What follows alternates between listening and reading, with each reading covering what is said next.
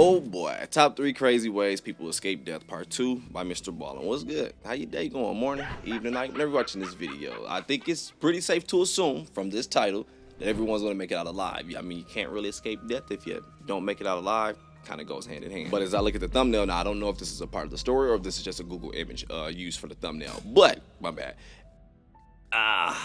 Presume that this guy wanted to do some ish. Probably tried to prove a point and shit went sour. I mean, because look, the hairs look really out of whack. As if, okay, I've been doing something for a long time and people finally saved me. Got you out, got you a little beer. Might be a little Coke, Coca-Cola. Don't know exactly. I don't know. Look, we're gonna check out the video. Yeah, you can check out the original video. Link will be in the description below, but let's go. Today, we're going to look at 3 of the most incredible survival stories of all time. But before we get into today's stories, if you're a fan of the strange, dark, and mysterious delivered in story format, then you've come to the right channel because that's all we do, and we upload 3, 4, even 5 times every week. So if that's of interest to you, please invite the like button over to your house for Oreos and milk, but replace all of their Oreos cream filling with Play-Doh. Also, please subscribe to our channel and turn on all notifications so you don't miss any of our weekly uploads. All right, let's get into today's stories. Oh yeah, gotta mute it. Almost forgot. Copyright. In 1994, 39-year-old Mauro Prosperi took part in the brutal Marathon des Sables, which is a 6-day endurance race covering 155 miles through the Sahara Desert. The competition was known as one of the toughest in the world, but Prosperi was a former Olympic athlete, and he kept himself in unbelievable physical shape. He was also a police officer back in Italy, which kept him even more active, so he felt ready. The competition's desert terrain was so dangerous that participants had to indicate where they wanted their bodies sent if they did not survive the race. In preparation for the race, Prosperi would run 25 miles a day for weeks leading up to it, and he would give himself less and less water as he was running to get accustomed to dehydration. But despite how much he was training and his incredible athletic resume that showed he's someone that can probably do this, his wife was very concerned. But he would tell her, the worst thing that's going to happen to me is I'll get a little sunburned. The race kicked off at its starting point in Morocco on April 10th, and initially it was going very smoothly. Prosperi was always at the front of the pack, and he was always the first Italian to finish that day's stage. And so when he would finish, he would go to his tent and he'd put an Italian flag on the outside to show the other Italians doing the race where they could find him to come inside and chat. And he would say that part of the race was really fun. Then things went wrong on the 4th day during the longest and most difficult phase of the race. When he set out that morning, it was already very windy, and he found himself in this section between these 2 big sand dunes, and the pace setters had already gone way ahead, so he's totally alone. And then out of nowhere, this massive sandstorm kicks up and completely blinds him. He can't go anywhere because he can't see where he's going, and so he manages to kind of feel his way to this rock, where he gets down behind this rock, and he thinks to himself, I'll just wait it out and then continue on. But the sandstorm raged for 8 hours, and when it was finally done, it was totally dark outside, so Prosperi couldn't see anything. So he decides, you know what, I'm gonna have to sleep on the dunes, and tomorrow morning I'll have to get up and keep going. And his biggest concern at this point was not that he was in a survival situation. It was, man, I was in 4th place in this race, and now with this huge setback, I'm probably gonna finish last. And so when he sounds pretty confident, night, all he was thinking about is, man, I gotta get up and go as fast as I can so I don't finish last tomorrow. But when the sun came up the next morning, Prosperi finished last. And so when he went to sleep that night, all he was thinking about is, man, I gotta get up and go as fast as I can so I don't finish last tomorrow. But when the sun came up the next morning, Prosperi looked around and he realized he had a much bigger problem. The sandstorm had been so strong, it had completely altered the landscape. The dunes had all moved around. He had no points of reference. And so even though he had a map and he had a compass, he had no way to orient himself, so he had no idea what direction to go. Anybody that competed in this race really needed to be self-sufficient, and so Prosperi had a knife, he had plenty of dehydrated food, he had a sleeping bag, but he had very little water. He had about a half bottle of water, because at each of the checkpoints during the day, the race officials would give you all of this water, and the idea was you would drink it all by the time you got to your next checkpoint. And he had not made it to the next checkpoint, and so was very low on water. As he's looking around, realizing this is a really bad situation, he thinks to himself, other runners must have had this same thing happen to them. I was thinking the same thing, dude. Hunker down yesterday during the sandstorm, and they're just waking up. Because I'm not gonna lie, so far It's not one of those situations where I'm blaming him for anything. Yeah, it sounds like he's confident, a little overconfident. It sounds like he's competitive, but he never did anything wrong. He did not come unprepared, underprepared. If that's at least it sounds like. It sounds like he did not stray off on his own. He set up his flag, everything, his tent. It sounded like he was doing everything by the rules, whatever. But it just sounded like nature just got the best of him at this point. Ooh, shit. As he's looking around, realizing this is a really bad situation, he thinks to himself, other runners must have had this same thing happen to them. They probably had to hunker down yesterday during the sandstorm, and they're just waking up now. They're looking around. I'm bound to find someone. We'll link up, and we will get to the end of this race, and we'll be just fine. And so he runs to the top of a sand dune and looks around, expecting to see someone. And he doesn't. There's no one in all directions. It's just completely barren desert. And so he leaves that sand dune, goes up another one, and does the same thing. He's looking around and there's nobody there. And over the course of several hours, he was just running to the peaks of these different sand dunes, expecting to see someone, not seeing anyone, becoming more panicked and expending more energy. And finally, by the late afternoon, when he's sweating profusely and the sun is bearing down on him and he still hasn't seen anyone, he realizes he's gonna die if he keeps doing this, and he needs to be smart about this. And so at this point, he went into survival mode, and he decided that the only times he's gonna move are gonna be at night and in the early morning hours, because those are the times when the sun is not up and it's still pretty cool, and he can conserve energy that way. He also began peeing into bottles and began conserving his urine to drink later when he did run out of water. And so over the next 2 days, he conserved his energy, but he was just kind of drifting through the desert, and he wasn't really getting anywhere. He didn't know if he was making progress because he had nothing to go to. He wasn't seeing anyone, and he was starting to realize his situation is getting worse and worse that would be by some the minute. scary And then, in an shit. incredible stroke of luck, he comes across this Muslim shrine in the middle of nowhere that Bedouins would use as they traveled across the desert, and he ran inside hoping that there'd be a person in there. And there was a person in there, but they were dead inside of a coffin. But he was happy that he now had shelter over his head, and this felt like progress. He began taking stock of his new surroundings, and when he was inside the shrine looking up into the ceiling, he saw it was lined with hundreds of bats. And at this point, he's really hungry, he's really thirsty, and so he climbed up into the rafters and began grabbing handfuls of bats and drinking their blood. After drinking the blood of 20 bats, he used some... Fuck! I know, it's survival mode. Luckily enough to say I've never been in it this strong. So you gotta do what you gotta do. Look, I know he ain't mean to disrespect the dead body, but I need this space. You're gone. You're just a shell at this point. I gotta eat. Not even being funny. Like, was the body freshly in the coffin? Or what, has it been there for a minute? Because I'd probably have to put some Old Bay on dog, like, and legit, not being funny. I heard the ear and all at the beginning, but you know what I was thinking of when he ate the bat, because he was like, they said, so they say, this is how something started.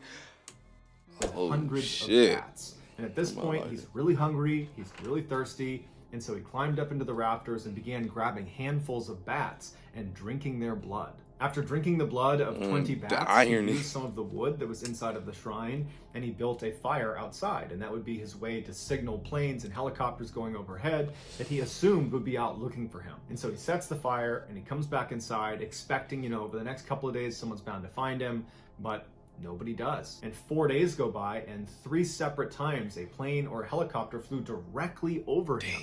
He's got his fire going, he's out there flagging him down, but nobody saw him.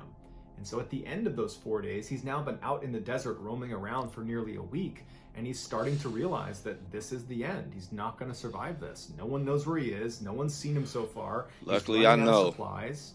This is it. And so knowing he was staring down a long, painful death, either by dehydration or starvation, he decided he was going to expedite it. And he would say later that he did not feel sad about this. It just was a logical choice he was making. He figured this way, if he died inside of the shrine was more likely to be found than if he had died somewhere out in the desert where sand would cover him up. And so he said it was more likely people would find the shrine and therefore find him, and so there'd be closure for his family. And so Prosperi took a piece of charcoal from the fire, wrote a message to his wife, and then cut his wrists and laid down, expecting never to wake up again. But the next morning, he woke up, and he had barely bled because his blood was too thick. He literally could not bleed to death. He took this as a sign that he was supposed to live, and he suddenly felt motivated. I would. You gotta look at the cup half full. I'd have been mad as fuck. I woke up. Oh, shit, I'm in heaven. What the fuck? What the fuck? ooh, no, in my mind, yo, I overthink shit a lot. At that point, I'd have swerved it down. You couldn't tell me it's like, no, I'm dead. I done already did it. I know I did. I'm in hell. I'm stuck.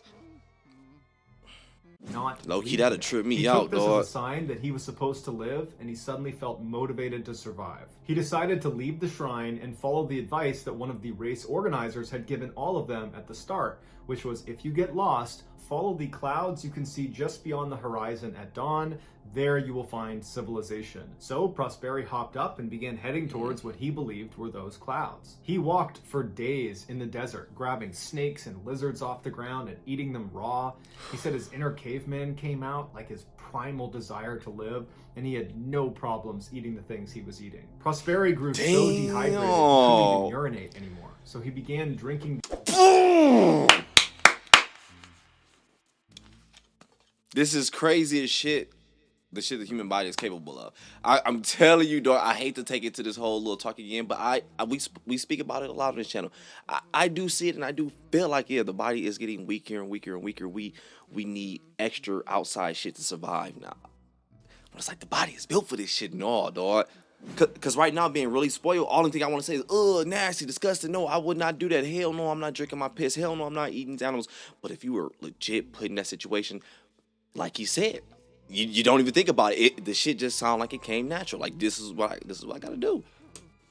Fuck, man. I'm so glad to know dog survived. Prosperi grew so dehydrated he couldn't even urinate anymore. So he began drinking the liquid inside of succulents that grew inside of dried up riverbeds, and he also began sucking out the moisture in his wet wipes that were in his backpack. On the ninth day, Prosperi saw a little shepherd girl off in the distance, and she saw him, and she was scared of him, and she turned and ran away. And at first, Prosperi is devastated. Because, last time, my bad.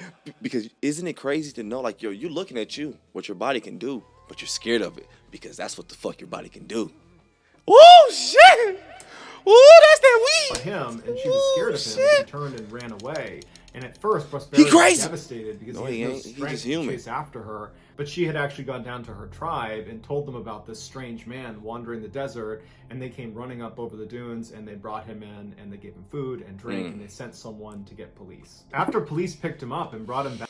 A house or a laptop?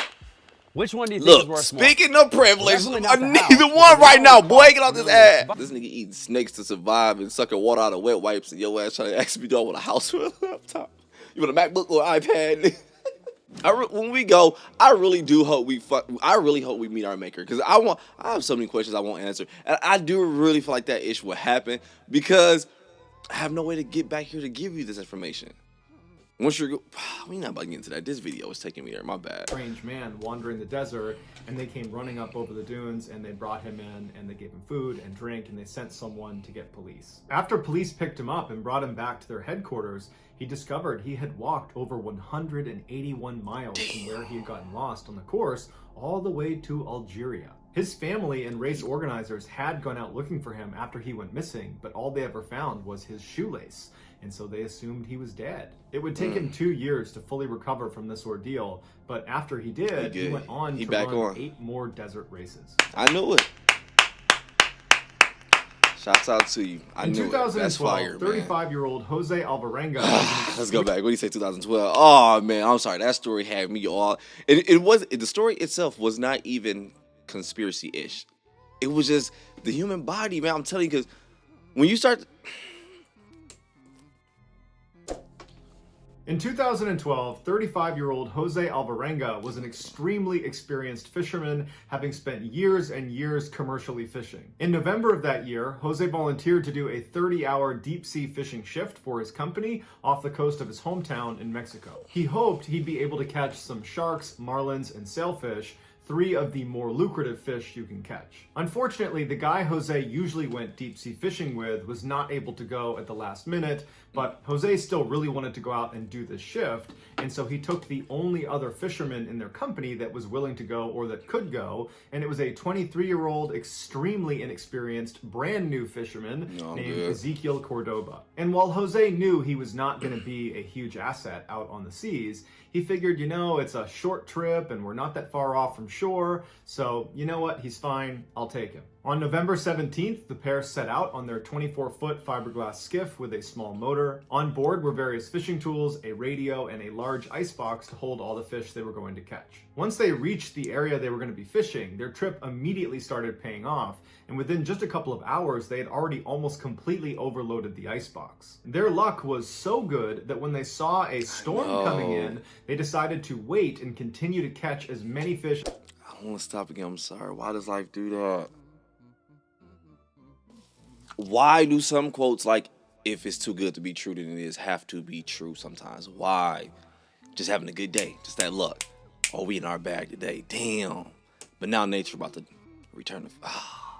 started paying off. No more stuff. And within just a couple of hours, they had already almost completely overloaded the icebox. Their luck was so good that when they saw a storm coming in, they decided to wait and continue to catch as many fish as they possibly could before heading in at the very last minute. But the storm that was rolling in was like it's your fault at that point. Century. And by the time they did turn around to head into shore, it was too late. They got caught up in this wicked storm where the rain was so intense, they literally could not see to shore. They tried to...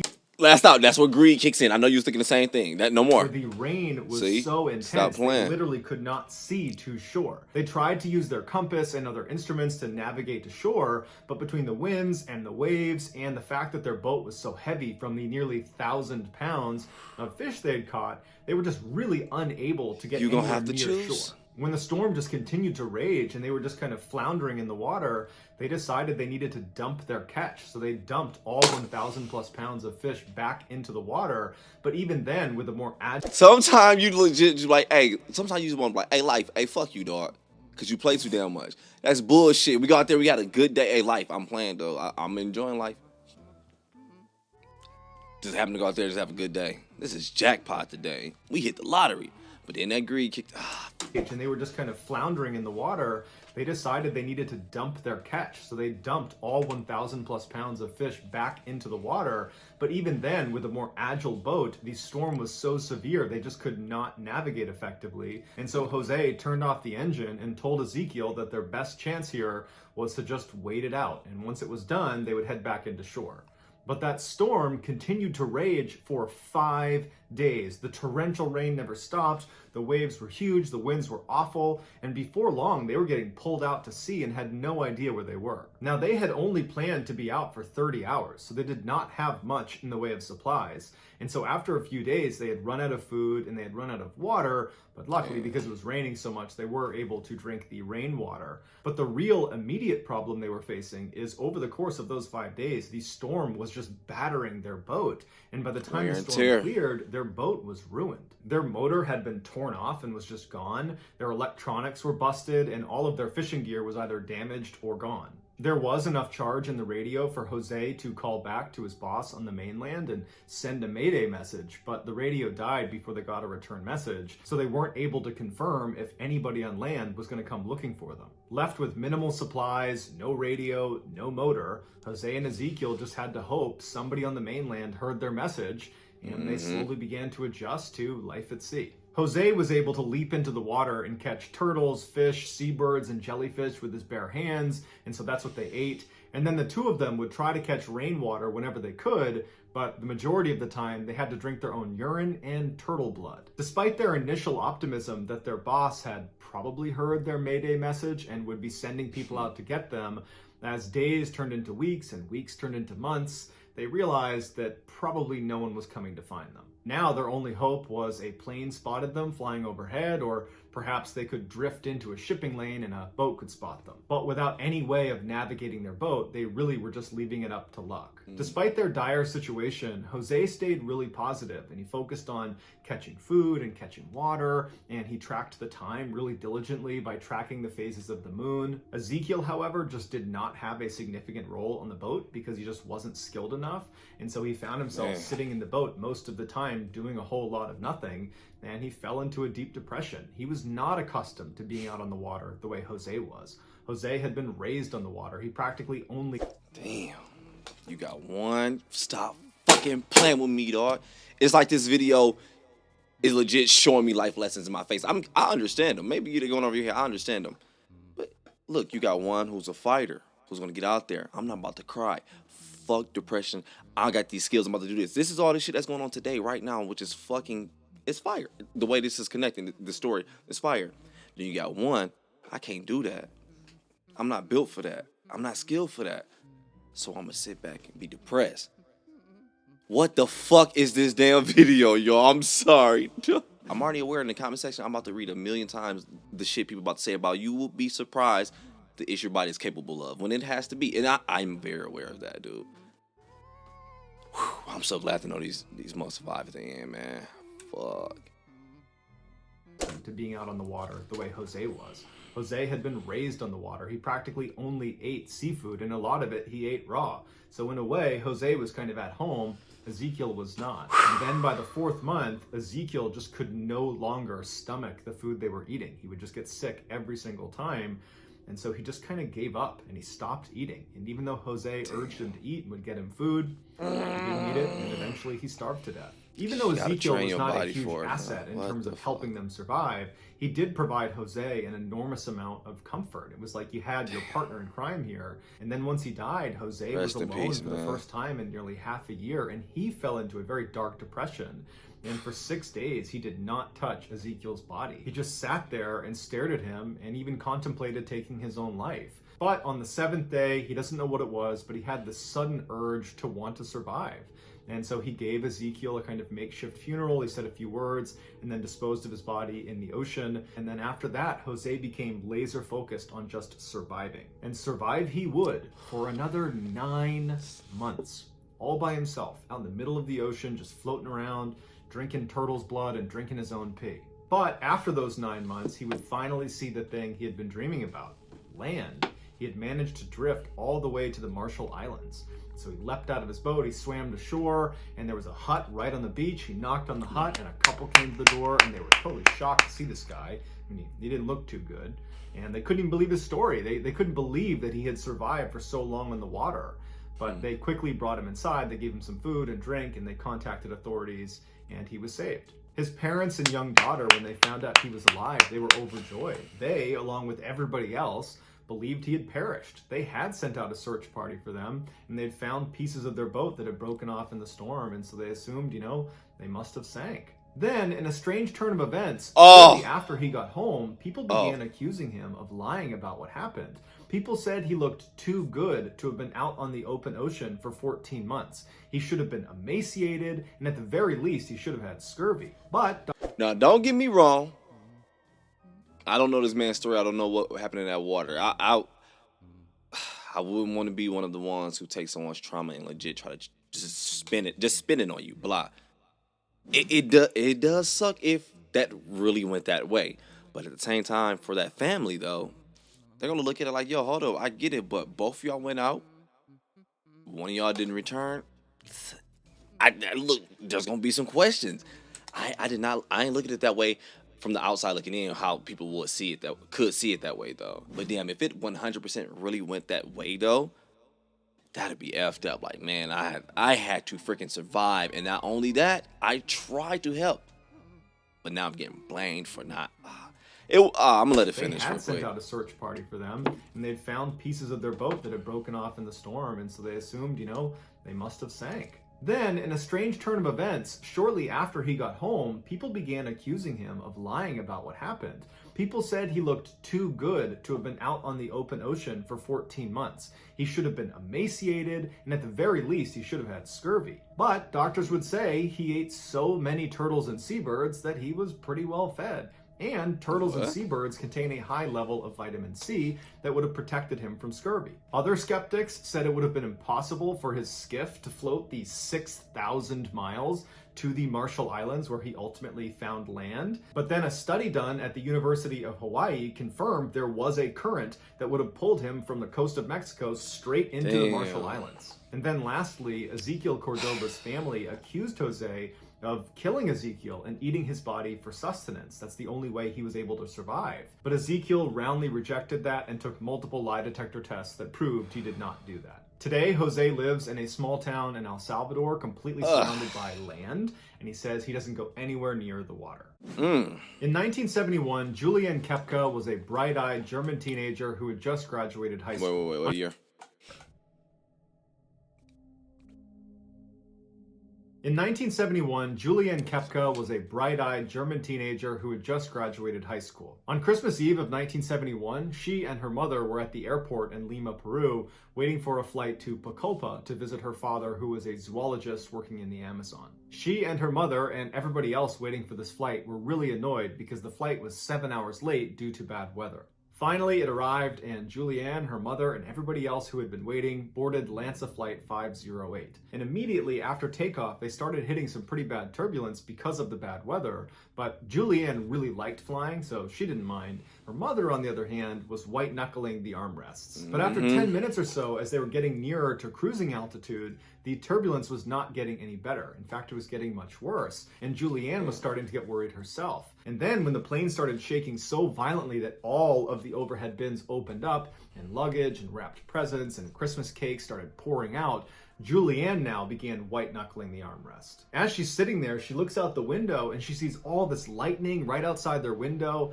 and it was clear they were literally flying through a lightning storm. And so Julianne and her mother are just looking at each other, unable to speak because they're so scared, and they're listening to the other passengers screaming and yelling, and everyone's starting to panic. And then the plane starts really shaking up and down, like it's being lifted 50 feet and dropping 50 feet over and over. And then all of a sudden, there's this bright flash inside of the cabin, and then the lights go out, and then they look out the left side, and they see smoke and flames coming out of the engine that sits on the wing, and then the plane felt like it was just falling from the sky before it dipped into an aggressive nosedive and just started bombing straight down toward the ground. It turned out that big flash in the cabin was lightning striking the engine. Julianne would say, despite this unbelievable chaos, the worst moment imaginable, her mother grabbed her by the hand and said, "This is it. It's all over." And that was the last thing her mother ever said to her.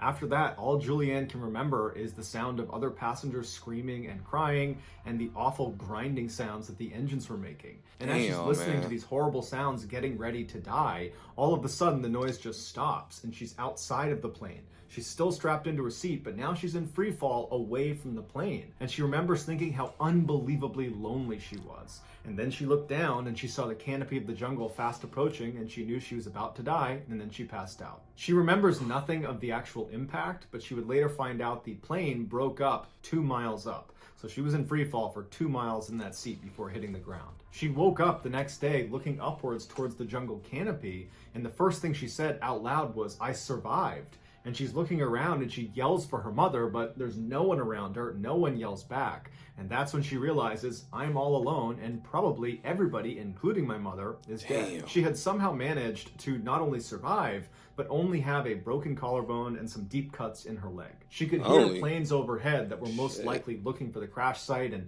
potentially survivors, but she couldn't... I mean, don't get me wrong, for a plane crash, yeah, that is, you can definitely say only, but damn, and in a jungle. Survival about to really kick in, huh? Damn, dog. This video hurts. I'm not even gonna lie to you. That's why I don't take shit for granted, boy. People be out here complaining about all this shit. Y'all crazy as hell. One yells back. And that's when she realizes, I'm all alone, and probably everybody, including my mother, is dead. She had somehow managed to not only survive, but only have a broken collarbone and some deep cuts in her leg. She could hear planes overhead that were most likely looking for the crash site and potentially survivors, but she couldn't see them because the canopy was so thick, so they couldn't see her. She was wearing a very short sleeveless mini dress and flip-flops, but in fact she had lost one of her flip-flops, but elected to keep the other one on because she had lost her glasses in the crash, and she was incredibly nearsighted, and so she would use this one flip-flop to test the ground ahead of her before committing with her bare foot. Before the crash, she had spent 1.5 years at her parents' research station out in the Amazon, and in that time she'd picked up very valuable survival skills for being in the rainforest. So the first thing it's like life was preparing you for the fucking test. In that time, she'd picked up very valuable survival skills for being in the rainforest. So the first thing she did was stand up and go looking for a stream, because her father had told her, wherever there's a stream, that stream will oftentimes lead to civilization. Good shit, Dad. She began walking, and sure enough, she found a stream. And instead of just walking next to the stream, she got in it and began walking directly in the middle of the stream, because her parents had told her that you're less likely to get attacked by a predator if you're standing in the water. I'm so scared because I'm soaking in this knowledge. It's like life don't do that shit to me. I'm taking note, boy. Like, okay, if I see that, okay. So I don't want one. No. But look, though, real talk, all jokes aside, you do want to be a sponge, man. Soak up all the knowledge you freaking can, any information, even if you feel like you're not gonna use it, man. Take that ish in. You never know. Was that good, Universe? You know what I said? I hit him with some good knowledge. You know what I'm saying? I'm doing good out here. Okay. Shit, stop playing. All right, no more playing. Don't stop playing. And so she began walking, and sure enough, she found a stream. And instead of just walking next to the stream, she got in it and began walking directly in the middle of the stream because her parents had told her that you're less likely to get attacked by a predator if you're standing in the water versus standing on land. She only walked a little ways before she came across the crash site. There was no bodies, it was just debris, and all she could find that was useful was a small bag of candy. So she took the bag of candy and continued walking down the stream. And for several days, she trudged along, and she would say during the day it was incredibly hot and miserable, and at night it was very cold, and since she only had this small dress on, it was particularly miserable. But she said the scariest part of the whole ordeal was at night when you're trying to sleep. It's totally pitch black and you're in the middle of the Amazon and there's predators all around you. She said it was horrifying. On the fourth day of being in the jungle, as she walked down the stream, she heard the sound of a landing king vulture, a sound that she recognized from her time spent at her parents' Amazon reserve. And the sound of this vulture was just around the corner, so she couldn't see it, but she knew these huge vultures only showed up if there's a ton of dead meat. And so she knew as soon as she rounded that corner, she was going to come face to face with the bodies from the crash, potentially even her mother. But she kept moving forward, she turned the corner, and sure enough, there were bodies. The vulture took off, and what she was left looking at was a bench with 3 passengers on it still buckled in, and all 3 of their heads had been rammed underneath the earth. They had clearly landed head first. Immediately, she had an intense sense of panic because she had never seen a dead body before, and she thought one of them was her mother. But when she went over to examine this particular corpse, she saw her toenails were painted pink, and her mother never painted her toenails. And so she had this intense sense of relief that it wasn't her mother, but at the same time felt very ashamed of that thought. There was nothing on the 3 bodies. Because I was selfishly thinking, I get why you will, unless you don't have a heart, you will kind of feel shameful to have a thought like that. But at the same time, selfishly, I'm quite sure in that same situation, damn, dog. I would have thought the same thing. I would have been proud for the same thing, I guess. I'd have thought that possibility. Hey, I survived. So the possibility of me bumping into my mom and the probability of her being alive is going to be in my head. So the fact that I saw these 3 that I knew, oh my gosh, no, they're done. Rest in peace, sorry, but thank goodness one of them were not my mom. Oh, this fucking hurts, man. Come on, stop playing with me, dude. Mother, but at the same time felt very ashamed of that thought. There was nothing on the 3 bodies or near them that could help her survive, and so she said her goodbyes and she continued walking down the stream. By the 10th day of this ordeal, she could barely stand straight because of her broken collarbone and the pain in her leg, and so she began drifting down the river in one of the deeper sections, and then she thought she was hallucinating when she saw this big boat docked up against the side of the river. But when she went up to it and touched it, it was real. She went up on shore, she looked inside, there was no one in the boat, but it looked like a boat that was used, and there was a path that led back into the jungle. And so she followed the path and it led to this hut. If she found her mom and her mom alive, I ain't gonna lie to you, I'm gonna cry, dog. I ain't gonna lie to you, man. No one was in there, but outside was a jug of gasoline. And she had this wound in her arm that was full of maggots. And she remembered her father using gasoline to get maggots out of a wound in their dog. And so she took the gasoline and dumped it in her arm, and she said it was excruciatingly painful, but she was able to pull out 30 maggots and felt very proud of that accomplishment. After that, she fell asleep inside of the hut and just hoped that whoever lived here eventually showed up. And sure enough, the next day she woke up and she heard 2 men talking outside that were walking towards her. And she said the sound of their voice was like the sound of an angel. And when the 2 men came up the path and saw her, they were obviously very shocked. And they initially thought she was like this water goddess from a local legend that involved a half mermaid, half woman that was light-skinned. And she would tell them in Spanish that she's not a water goddess, that in fact she's a girl, and she had just survived a plane crash, and she really needed their help. It was getting late that day, so they couldn't bring her out of the jungle right away, so they helped treat her wounds, they gave her some food and water, and the next day they brought her back to civilization. The day after her rescue, she was reunited with her father, and apparently he was so overcome with emotion because he believed she was dead that for several hours you saved your girl. Julianne was the sole survivor of the 91 people who boarded Lancet Flight 508. Her mother actually survived the crash, but then died several days later because she couldn't move. This is something that haunts Julianne and her family because they think about. Because you can always think about only if I'd have fucking bumped into my mom. Days later because she couldn't move. This is something that haunts Julianne and her family because they think about how horrible those last few moments for her mother must have been.